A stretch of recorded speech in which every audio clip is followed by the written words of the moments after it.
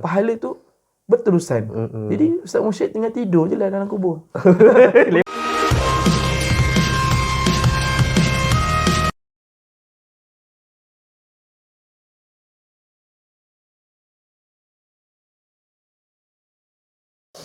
Assalamualaikum warahmatullahi wabarakatuh. Jumpa lagi kita dalam Mursyid Channel, pentas bicara Melayu Mesir. InsyaAllah dalam slot sembang santai kita pada kali ini, selama ni kita pernah dengar pasal kat Malaysia lah. Malaysia banyak orang buat tentang wakaf Al-Quran kat masjid ke, kat tahfiz ke, kat mana-mana lah tentang wakaf Al-Quran. Tetapi kali ni kita nak bincang benda lain. Wakaf juga. Bukan wakaf Quran, bukan wakaf tanah, tetapi wakaf kitab ataupun mewakafkan buku. Jadi insya-Allah bersama kita pada kali ini adalah Ustaz Rizky yang akan bersama-sama kita borak sembang tentang tajuk wakaf kitab. So Ustaz, berkenaan dengan wakaf kitab lah, apa pandangan Ustaz tentang kita katakan wakaf kitab ni dan kenapa perlu adanya wakaf kitab? Alhamdulillah. Alhamdulillah Rabbil Alamin. Wassalatu wassalamu ala asyrafil anbiya'i wal mursalin wa ala alihi washabihi ajma'in. Amma ba'd. Jadi soalan daripada Masih syukran, jazakallahu khairan. Jadi soalan daripada saudara Mursyid berkenaan wakaf kitab. Pandangan berkenaan wakaf kitab. Jadi sebelum tu kita bahas dulu berkenaan wakaf ni, infak ni. Jadi kita maklum bahawasanya masyarakat Malaysia kita khususnya, ataupun kita kata masyarakat umat Islam tu sendiri, mereka ni suka dengan amalan bersedekah, menginfakkan, betul tak? betul. Dengan sebab galakan yang banyak daripada Nabi, baginda Nabi SAW. Banyaklah hadis Nabi galakkan bersedekah, menginfakkan. Antaranya hadis yang diriwayatkan daripada Abu Hurairah, bahwasanya Nabi SAW bersabda, "Idza mata ibnu Adama inqata amaluhu illa min salas." Sadaqah jariyah atau ilmu yuntafa'u bihi aw waladin salihin yad'u lah. Tu, tiga tu. Apabila matinya anak Adam, Nabi kata terputus segala amalan. Amalan yang dibuat atas muka bumi ni, solat, selawat, zikir, semua tu terputus. Kan? Sebab apa? Sebab orang tu dah mati, betul tak? Maksudnya terputus tu maksudnya amalan tu dah tak boleh tak boleh nak dibuat dah. Tak boleh dibuat dah. Ke Mursyid bila dah meninggal solat dalam kubur tak? Oi, tak boleh. Tak boleh. Tak main lagi ni. Jadi Nabi kata ada tiga tu. Antaranya apa? Sedekah jariyah. Kita kata wakaf, infak tu.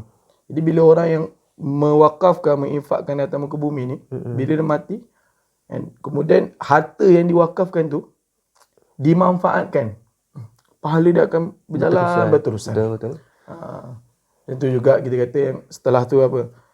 Ilmu yang bermanfaat. Kita kata ilmu bermanfaat ni ilmu guru-guru kepada anak murid dia, betul tak? Ataupun ilmu penulis yang disampaikan dalam penulisan dia. Betul. Orang baca penulisan dia. Begitu juga doa-doa anak soleh yang buat amalan soleh, apa semua atas didikan ibu bapa mereka. Tu. Jadi kita nak bahas tu. Yang pertama tu, Sedekah jariah adalah sedekah jariah.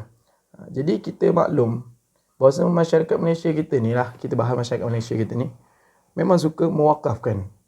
Kalau kita kata kalau satu masjid ni dia cakap masjid memerlukan barang sekian-sekian, sejadah contoh. Sejadah ataupun rehal. Siapa yang nak infak, nak wakafkan, boleh menghubungi pihak masjid semua. Sekejap je. Orang memang dia cepat cakap Zuhur tu dah dapat dah. Esok tu beli. Nak bagi tahu apa? Nak bagi tahu orang kita ni suka bersedekah, suka. Macam tu juga yang kita nampak lah, yang sekarang ni kita nampak kebanyakannya lah orang kita suka menginfakkan Al-Quran. Dan biasa macam Ustaz Mursyid kata, orang banyak infak Quran, betul tak? Dia kat tahfiz kan. Betul. Tahfiz Masjid. Jadi infak Quran ni dah lama dah orang suka buat. Sampai sekarang pun masih lagi orang suka menginfakkan Quran. Tapi bukanlah kita kata infak Quran ni tak bagus, sangat bagus. Kan? Memudahkan budak-budak nak hafal, senang. Cumanya infak Quran ni ramai sangat yang dah buat. Kita mengajarkan dah buat.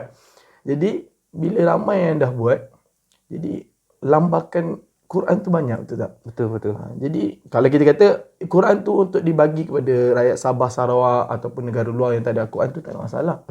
Jadi yang kat Malaysia kita ni, yang kami nampak berdasarkan pengalaman, masjid ni terpaksa menolak Al-Quran yang diwakafkan tu nak diletakkan di masjid. Sebab apa? Masjid tu dah banyak. Kalau kita pergi masjid yang baca Quran berapa ramai? Bukan right? Betul tak? Betul. Orang kita lebih suka mengaji di rumah masing-masing. Ataupun atau antara tu maghrib lepas isyak kalau tak ada kuliah baca Quran, betul tak? Betul. Begitu juga tahfiz. Tahfiz ni berdasarkan pengalaman kami melihat banyak Al-Quran yang diwakafkan. Kemudian nak diletakkan di pusat tahfiz. Bukan kita kata tak ada langsung yang ambil, ada yang ambil. Tapi yang banyaknya tu tak dipakai. Macam sayang lah. Sayang, betul. Benda tu kita mungkin boleh buat benda lain. Yang sayang satu, yang disayangkan apa? Orang yang memberi tu. Apa niat orang memberi tu? Dia nakkan tu. Sedekah jariah, nak pahala tu bersambung. Walaupun dia dah mati bersambung. Berterusan kita kata. Jadi tak sampailah maksud ataupun matlamat pemberi tu. Kalau kita tengok pelajar tahfiz sendiri dia suka Quran tu daripada sendiri daripada parents doang. Sebab apa? Bila dia tengok Quran, ni Quran mak ayah aku bagi jaga sebagai aku amanah. kena semangat hafiz lah gitu. Walaupun dia tak hafal pun dia main-main kan. Tak kisahlah. Dia ada semangat. Jadi yang kami nampak macam tu, lambakan Al-Quran tu banyak. Jadi orang kita ni, bukan kita nak salahkan orang kita, tak. Orang kita ni sebenarnya mereka tak faham dan tak tahu, dan tak didedahkan. Kan bagus, kan kita kata kan elok kalau wakaf tu daripada Al-Quran, kita nak wakaf Al-Quran tak ada masalah, tu sangat bagus. Kita tukar kepada wakaf kitab untuk pelajar-pelajar agama. Ataupun tokoh-tokoh agama, ilmu-ilmu agama, ataupun kita kata guru-guru lah, guru-guru, mufti, ahli majlis fatwa atau siapa-siapalah penganalisis apa. Kan itu lebih bermanfaat. Kita kata perkara ini terjadi dengan sebab apa? Dengan sebab orang awam kita masih tak faham lagi pengajian agama tu macam mana. Kita nampak agama ni macam hanya sekadar mungkin sekolah agama macam sekolah asal, SMKA macam hanya teks kira cukup lah. Macam tu. Betul. Itu memang betul, sangat betul. Sampai kan kami dalam keluarga pun bila kami nak beli kitab, ada family kami kata, kenapa banyak-banyak kitab ni? Kenapa tak kongsi? Sebab kami dengan adik kami mengaji kitab. Jadi bila kami beli kitab, dia akan dua set, faham tak? Seorang satu. Kalau contoh ustaz ada kitab I'anah, dia buat I'anah. Betul. Kita ada siar, dia pun ada siar. Siar tu dah berapa banyak? Siar tu pun 30 jilid. 30, ada 60. Rumah dah semak dah. Jadi bila macam tu, keluarga kami setengah adalah ahli keluarga kami kata, kenapa tak pakai kitab abang? Kenapa tak pakai kitab adik? Kongsi kan.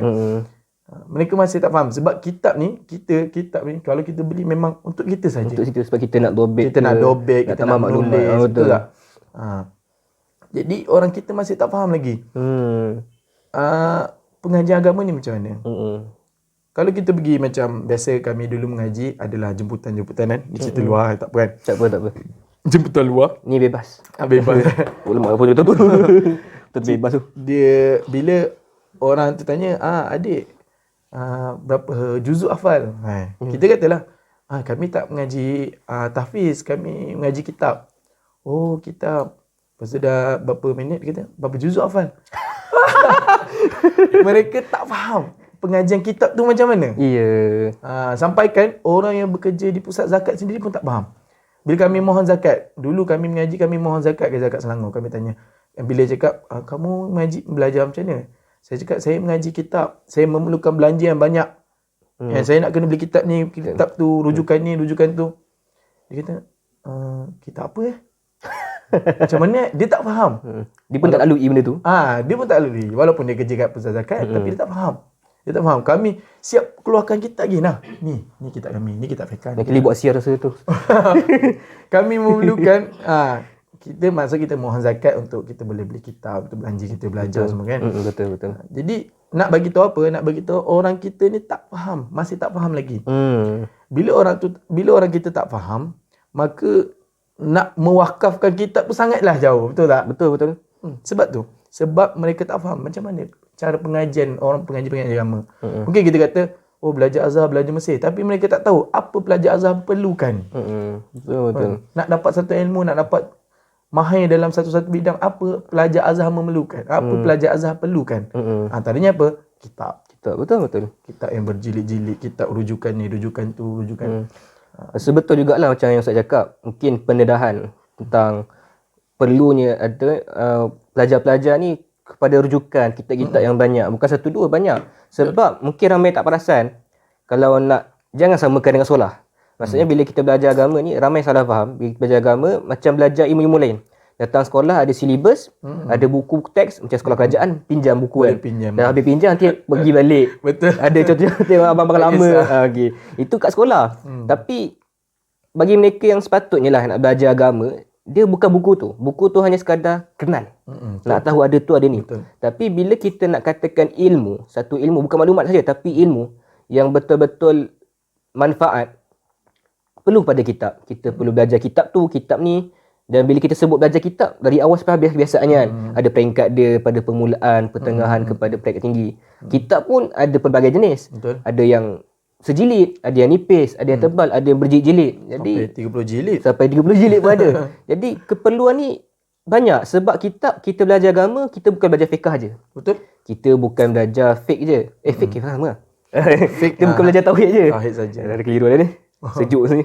Okey. Kita bukan belajar tafsir je, tak. Tapi kita belajar banyak benda. Kita belajar fiqh, kita belajar tauhid, usul fiqh, hadis, tafsir. Banyak ilmu kita belajar. Jadi satu cabang ilmu tu ada kitab-kitab dia. Ada peringkat dia daripada senipis-nipis kitab kepada sebanyak-banyak dan setebal-tebal kitab.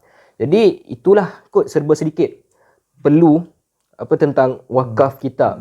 Sebab kepada ni, macam Ustaz pun sebut tadi, tapi sebelum tu jumpa minum dulu Ustaz. Kibah pula. Ustaz minum dulu.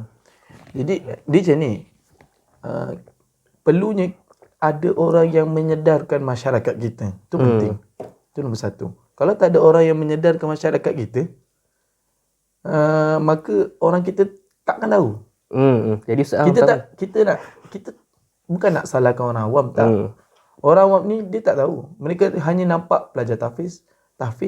Dia nampak macam tu. Dia nampak pengaji pondok pun dia ingat tahfiz juga. Dia hafal Quran je. Tapi sebenarnya jalan yang sangat berbeza. Hafal Quran. Pengajian kitab adalah dua jalan yang berbeza. Memang kita kata sama-sama menuju ke Allah Ta'ala. Tapi dua jalan yang berbeza. Jadi kita perlu sedarkan atau kita buka mata masyarakat. Pertamanya kita perlu buka mata masyarakat macam mana situasi orang mengaji agama ni, orang mengaji kitab ni macam mana. Mengaji syariah semua ni. Syariat agama Allah Ta'ala ni macam mana. Bagi diorang faham, perlukan ni, perlukan tu. Cara mereka mengaji macam ni. Bila mereka faham, maka mereka akan tahu apa yang kita perlukan. Betul tak? Jadi, kita memerlukan apa? Memerlukan kitab. Lagi-lagi kalau kita tengok, pelajar-pelajar pondok. Pelajar pondok bukan orang senang. Kan? Mereka pun hidup pun macam tu. Kita pun tak senang mana kan. Lagi pelajar pondok. Jadi, mereka ni mengaji agama. Dan mereka ni lah satu hari nanti yang akan duduk di hadapan mengajar agama tu, mengajar syariah, mengajar fiqh, mengajar akidah. Mereka ni.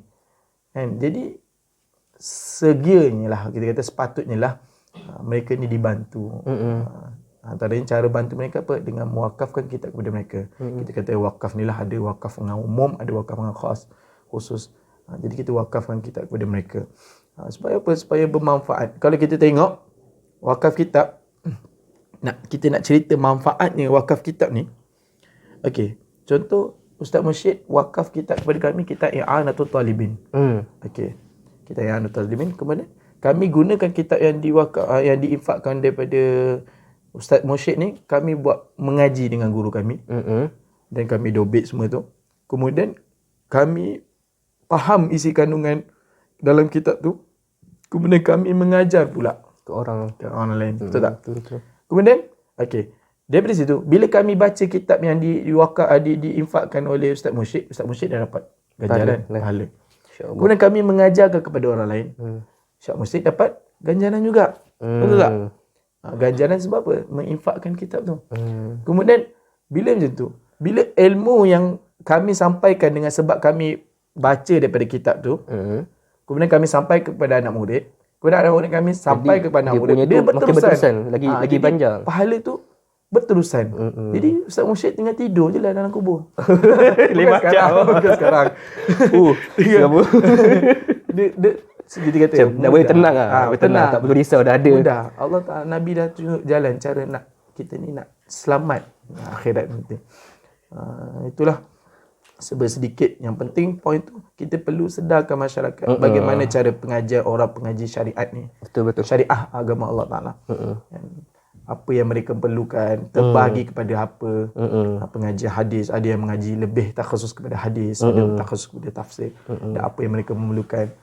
Dan kita perlu beri kesedaran kepada masyarakat, wakaf ni luas, tak tentu kepada Al-Quran saja. Boleh juga kita nak wakafkan kitab kepada pelajar. Betul. Macam tadi Ustaz pun ada sebut yang wakaf kitab ni tak mesti dekat student. Kadang-kadang tuan-tuan guru, pensyarah-pensyarah pun perlu juga pada kitab. Sebab apa? Mereka ni lagi-lagi kalangan yang kita kata sebagai pengkaji lah ataupun penulis. Mereka perlukan pelbagai kitab, pelbagai rujukan, pelbagai cetakan. Sebab apa? Untuk buat perbandingan. Betul. Takkan kalau kita hanya semata-mata setiap kali nak cek, terpaksa pergi ke library. Itu susah lah. Jadi dia perlu ada satu kitab yang mana dia boleh terus rujuk. Dan dia boleh terus ambil manfaat. Lagi-lagi kitab besar yang 30 jilid. Yang berjilid-jilid. Dan benda tu makan, macam mana? Perlukan duit yang banyak juga. Sebab kadang perlu satu kitab, contoh 30 jilid. Yang dia perlukan mungkin paling kurang lah 5 kitab yang jenis berjilid-jilid ni. Contoh dia perlu siar, lepas tu dia perlu tarikh Baghdad, dan perlu tazik kamal sebagainya. Banyak kitab dia perlukan. Dan kitab tu bukan sejilid 2 tapi berpuluh jilid. Jadi dia perlu makan duit yang banyak. Cumanya lah bila kita cakap tentang kitab ni, dia macam yang saya tahulah, Ustaz ni pun ada pengalaman pernah jualkan kitab, sebagai wakil lah jualkan kitab daripada Mesir ke Malaysia. Dan kitab ni kebiasaannya bagi yang student yang betul-betul belajar ni, diorang akan tahu serba sikit. Kitab ni, satu contoh kita ambil kitab fiqh, contoh Iqna lah. Iqna, kitab fiqh syarah kepada Abi Syuja'. Kitab Iqna yang satu ni pun ada pelbagai cetakan, maksud pengeluar pada pelbagai syarikat cetakan dia, dan pelbagai harga. Jadi benda ni dipengaruh juga terhadap kualiti kitab sebagainya. Jadi boleh tak Ustaz share sikit pasal benda ni? Berkenaan kita kata cetakan kitab kan. Jadi memang betul bahawasanya harga tu mempengaruhi, harga kitab tu mempengaruhi dengan sebab terpengaruh terpengaruh harga kitab tu dengan sebab cetakan dia, kualiti dia, dan syarikat percetakan tu siapa. Kemudian boleh jadi juga harga kitab tu jadi mahal dengan sebab siapa syarih dia, siapa muhaqqiq, lebih muhaqqiq dia. Jadi kita tahu bahawasanya kitab ni banyak percetakan, syarikat-syarikat percetakan, betul tak? Betul. Dan harga mereka berbeza. Kalau kita boleh tengok bagaikan langit dan bumi. Kalau kita tengok Darul Fikir ataupun DKI, harga mereka murah-murah. Macam sedap ni beli ni. Jadi dan kalau kita tengok tobok-tobok lain, contoh kita kata Darul Taqwa atau Darul Mubin yang Jordan. Mubin. Ataupun Darul Faiha, apa semua tu. Minhaj pun boleh tahan tak? Darul Minhaj, kan harga mereka berbeza. Jadi akan timbul persoalan, kenapa boleh berbeza cetakan? Kenapa boleh berbeza? Antaranya sebabnya adalah kualiti tu sendiri. Itu paling penting, kualiti. Sebab orang kita, kalau orang Malaysia lah, orang Malaysia ni, mereka kat Malaysia ni dia tak banyak cetakan-cetakan yang elok masuk. Betul. Yang selalu biasa tu DKI. DKI pun harga Darul Minhaj ke kat sini. DKI harga Darul Minhaj kalau kita beli kat sini, faham tak? Betul. Maknanya kat Malaysia jual DKI tu murah, mahal. Sini murah lagi. Kat sini DKI tu orang tak pandang. Bukan tak pandang. Maksud dia orang elakkan dia macam last choice. Kalau kita tu tak ada yang kat DKI baru ambil DKI. Betul. Betul. Tapi kita tak nafikan lah, DKI ni ada juga Yang kelebihan elok. dia. Cuma kualiti dia macam kita kata Ibarat jatuh. ibarat jatuh. Penat lah kalau dah 2 helai jatuh, takkan kita nak tulis 2 helai. Betul. Kan? Banyak perkataan-perkataan tak ada. Maklumat tiba hilang. Jadi itu satu kekurangan yang kita kata fatal lah, ataupun memberi impak yang besar, betul tak? Macam DKI tu. Jadi yang okey, yang masuk dalam Malaysia ni tak banyak kitab-kitab yang orang kata yang tobok yang okey. Jadi mereka tak terdedah lah. Kalau kita alhamdulillah, kita yang duduk masa ni kita tahu ada sini-sini ada syekh-syekh yang bagi tahu, beri maklumat bahasa tobok ni tak okey, tobok ni okey. Jadi antara yang menyebabkan bezanya harga tu adalah kualiti itu sendiri. Kemudian pentahkik dia tu. Pentakik betul. Ataupun syarikat percetakan tu daripada mana. Kalau daripada Jordan mahal. Di Syria mahal. Kalau Mesir sendirilah Nak murah pula lah. kertas dia kadang kertas yang bukan biasa-biasa kertas dia. Betul. Itu antara orang kata penyebab bezanya harga lah. Dengan sebab berbeza dengan sebab kualiti dan pentahkik tu sendiri. Macam kalau Malaysia pun macam mana perasan lah, memang selama ni cetakan tu lah DKI atau Darul Fikir. Kalau anda nak baik sikit, sebelum ni baik sikit ada Darussalam yang ambil Darussalam Mesir. Itu pun jarang nampak. Cuma baru-baru tak ada, baru dalam 2-3 tahun ni nampaklah usaha Ustaz Maulana Lutfi yang masukkan Darul Minhaj ke Malaysia. Betul. Itu pun tak tahu berapa ramai yang sedar dan perlunya kita tengok kepada cetakan-cetakan kita ni, sebab benda memang beza. Betul. Nak pula muhakik dia kebanyakan lah yang daripada Darul Minhaj, kebanyakan bukanlah semua juga, tapi kebanyakan dan kebiasaan yang Darul Minhaj keluarkan ni okey. Darul Minhaj daripada dia ada 2. Satu Riyadh, satu Jeddah. Rasanya tak silap yang okey tu yang Jeddah ke Riyadh yang betul-betul yang okey. Jadi benda tu pun pengaruhi juga, sebab kadang kualiti kertas dengan muhakik punya usaha dia nak tengok, cek balik cetakan-cetakan lama mana yang jatuh, mana yang kurang, usaha-usaha. Contohlah macam kita ambil yang belakang ni ada kitab tu Fathul Ashraf, kita ambil kata 13 jilid. 13 jilid ni kalau ikutkan kebiasaannya lah, 13 jilid boleh dapat mungkin dalam paling mahal lah. Okey, kalau cetakan-cetakan yang murah 1,007 ataupun 2,000. Tapi yang ni dapat 2,500. 2,500 geni. Sebab apa? Pertama, cetakan dia. Cetakan Maghribi. Betul. Nak pula muhakik dia Syekh Bashar Awad. Bukan orang biasa-biasa. Memang kata kita muhakik terkenal kan. Benda tu makan duit. Ini baru satu kitab. Benda kitab lain. Betul. Nak tambah kitab-kitab lain, kitab Tazib Kamal yang cetakan yang tahqiq Syekh Bashar yang kita kata elok dan okey. Macam Risalah Alamiah 35 jilid, Siyar tahqiq Syekh Syuaib dalam 30 jilid. Benda tu Tazib Kamal, Siyar A'lam Nubala. Tazib Kamal 35 jilid, Siyar A'lam Nubala. Masing-masing hampir, kalau convert duit Malaysia, hampir kepada RM1,000 Malaysia. Itu hanya untuk satu kitab, untuk kita punya rujukan. Belum kitab-kitab lain lagi kan. Jadi betul lah macam Ustaz kata, benda tu mempengaruhi. Ustaz mungkin ada benda nak tambah tentang cetakan-cetakan tertentu yang mungkin boleh bagi orang tahu? Kalau kami ni tak adalah orang kata mahir dalam bab-bab cetakan ni, tapi yang biasa kita tanya guru-guru ataupun kawan-kawan yang mahir, lebih mahir, biasa mereka akan kata cetakan yang bagus, contoh Darul Minhaj, Betul. Darul Faihaq, Darul Taqwa, cetakan Syariah. Cetakan Jordan pun elok juga sebenarnya. Kalau cetakan-cetakan lain, macam kita kata hadis ni, kena tanya Ustaz Mursyid lah. Yang Ustaz Mursyid dah sebut dah tadi semua tu kan. Ustaz Mursyid lebih tahulah. Cumanya kita nak beritahu, kita faham dari sini bahawasanya belanja untuk kitab ni besar. Jadi pelajar syariat kan, pelajar syariat atau kita kata pelajar agama ni, pelajar pengajian kitab ni memerlukan kitab-kitab ni, betul tak? Memerlukan, dan mereka ni memerlukan dana yang besar. Betul. Sebab tu kita perlulah masyarakat kita melihat bahawasanya mereka ni memerlukan dan perlu dibantu. Bukan kita kata minta apa? Tak sedekah ke apa, tak. Jadi kalau ada masyarakat kita yang nak mewakafkan satu benda kan, tak tahu nak wakaf apa. Ada pelajar lah. Kita wakafkan kitab kan. Yang kami nampak wakaf kita antara jalan yang terbaik. Boleh kita, itu ni hadis ni. Kita hadis berlambak-lambak Ustaz Musyid sebut tadi. Kalau pengajian syariah macam kita kata kitab usul fiqh apa? Kitab usul fiqh, kitab fiqh kan. Kita kata kitab apa? Al-Muwafaqat, Imam Syatibi, ataupun kita kata kitab Ghayatul Usul, Mi'rajul Usul, kitab pergi kitab yang Kitab fatwa-fatwa, kitab apa? Fatwa Zaid. kalau kitab fatwa tu lagi banyak. Atau kita kata Mausu'ah Kuwaitiyah. Masuk aku Tu untuk kalau kita beri Mausu'ah Kuwaitiyah ni penting juga untuk kita kata mufti ataupun guru-guru untuk buat rujukan. Betul. Kalau kita kata kitab pengajian, kita tengoklah kitab pengajian di Malaysia.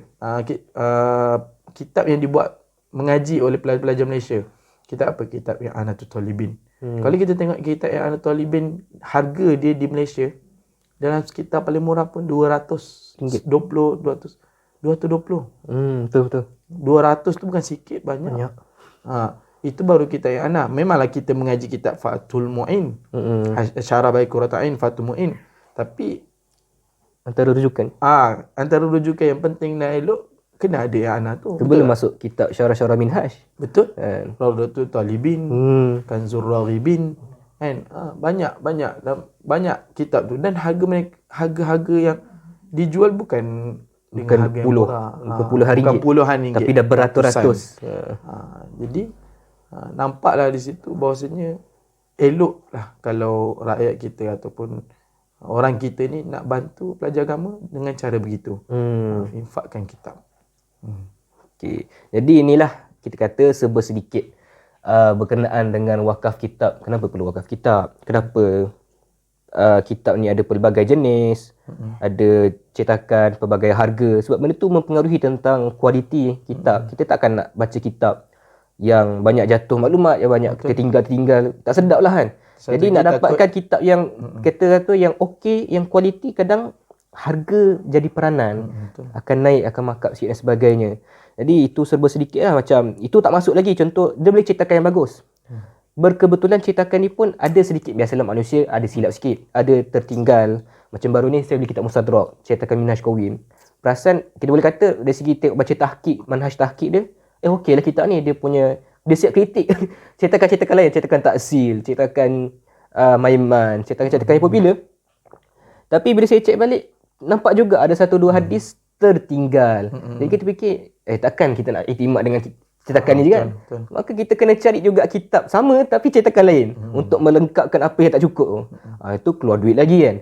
Jadi sebelum kita akhirilah kita punya sembang santai, bersempena pemakrot kitab ataupun makrot kutub ataupun bahasa kita pameran buku kat Malaysia. Pameran buku atau pesta buku yang akan datang ni, ada tak kesimpulan ataupun nasihat daripada Ustaz? Kesimpulannya mudahlah, kami sangat mengalu-alukan lah masyarakat kita kalau nak bantu pelajar-pelajar ni, sangat-sangat digalakkan lah. Sangat digalakkan supaya apa? Supaya mudah untuk mereka, kan, mudah mereka tu nak hasil ilmu. Pelajar agama ni diorang tak kerja, betul. Macam tu juga tok-tok guru, diorang tak kerja. Jadi mana nak dapat sumber nak beli kitab tu. Jadi kita lah masyarakat yang kena saling membantulah. Saling membantu. Kita cara kita bantu apa? Kami mengaji, kan, kami sampaikan ilmu tu. Kalau orang lain yang tak boleh nak sampaikan, bantu dengan cara lain. Betul. Kita saling melengkapi. Cumanya itulah, kalau kita ni boleh usaha sendiri, boleh kita cari duit sendiri, kan, untuk nak beli kitab, itu lagi bagus. Sebab apa? Kita kata harta yang elok tu yang hasil daripada tulang empat kerat tu. Betul tak? Usaha kita sendiri. Dan juga tak lupa pada pelajar-pelajar ilmu, dah dapat tiba-tiba dapat ada orang wakafkan, ada orang infakkan kitab, manfaatkanlah. Jangan buat hiasan. Buat hiasan buat apa? Dah dapat orang orang dah infakkan tu, kita manfaatkan. Supaya apa? Supaya hasil niat dia, hasil dia punya tujuan dia, betul tak? Dia infakkan tu supaya apa? Supaya beri manfaat. Beri manfaat kepada kita, beri manfaat kepada orang lain. Itu sajalah. Jadi apa, benda ni bukan benda mudah lah kita nak dapatkan. Dan tak semua mampu. Nak pula tiba ada yang termasuk dalam golongan asnaf yang juga mereka nak belajar tapi masalahnya pada tu rujukan, tak ada duit dan sebagainya. Jadi sebelum kita tutup, macam biasalah, jangan lupa untuk like, share dan komen video ni. Jangan lupa untuk subscribe juga Mursyid Channel, pentas bicara Melayu Mesir. Assalamualaikum.